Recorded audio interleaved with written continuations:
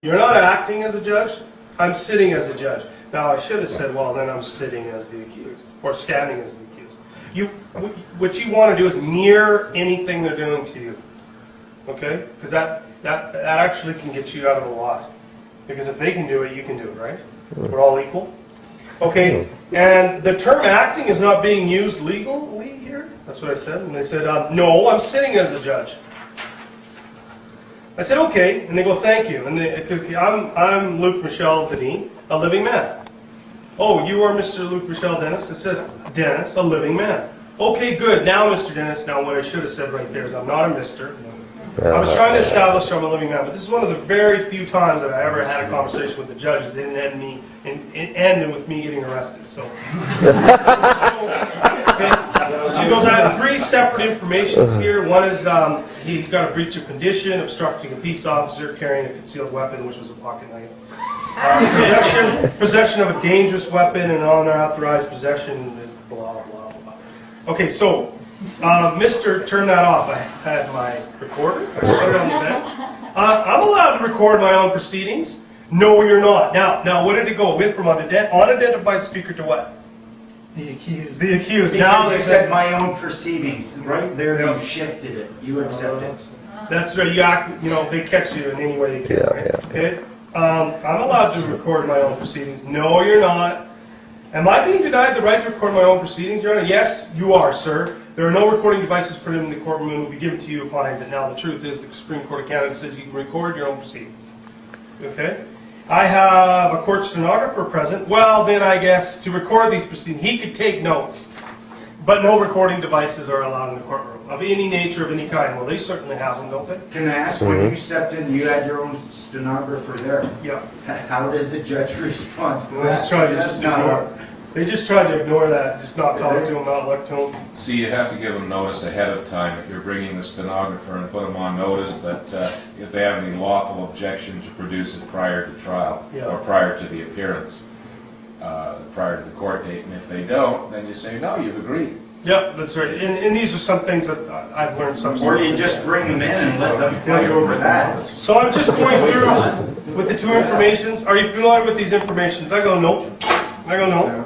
Have you been given disclosure? Oh, I have. Disclosure is the Crown's case against you. They give you a copy of the paperwork. And I says, they have on file, have you got that? I've seen some stuff, I said. Okay then, so these matters have been here 4, 5, 6 times. And we're here for a plea today, Mr. Dennis. I said, now this is the accused, me, I guess. But it's not me, we know that.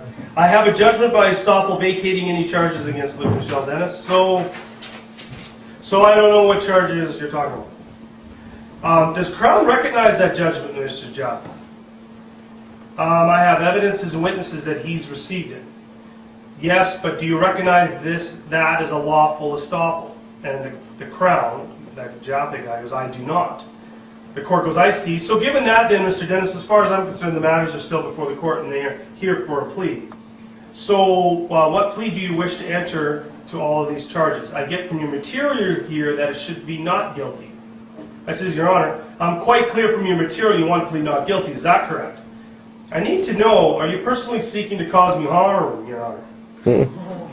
Mister, I am not on trial here. I'm here to ask you if you are ready to enter your plea on this. And I'm here to tell you that I did read your material this morning while on the bench, and it seems to me that you are denying responsibility for these charges. Would that be correct? I have an uncontested sworn affidavit entered into that file. And under law, an uncontested affidavit stands as the only material that we need to discuss. That's what he said, or you That's said? what I said. The court, do you want me to file these materials for you? She held them up. I said, absolutely I do. All right, so we will file these, Madam Clerk, as well as an exhibit. I guess it's in today's proceedings. And what I need from you today, Mr. Dennis, is that when I read those papers, I get that you want to plead not guilty to these charges. You do not want to take responsibility for these charges. Is that correct? That is not my intention, Your Honor. She goes, okay. I submitted a sworn affidavit, which under law, if not contested, stands as the only thing that could be entered into evidence in any court. Well, they have an opportunity to present the case upon them, and you can dispute their arguments that I made under Okay, first of all, I said their opportunity to present their case rests upon them disputing the arguments that I made under swearing of oath. So, and I says, I've sworn an oath. You want to have a trial, is that right? I said, no. The court goes, no. I says, I do not need a trial because I have, by default, a judgment by estoppel vacating all charges against Liechtenstein. Well, the Crown does not accept that, Mr. Dennis, and so, and then the prosecutor, I have no information on that estoppel, Your Honor, and I haven't had an opportunity to review the affidavits that's provided to the court. It's in the file. He hasn't reviewed the affidavit. He needs time to review them because I'm relying on those as my remedy, Your Honor. Now, there was 3 bailiffs standing behind my back until I said those words.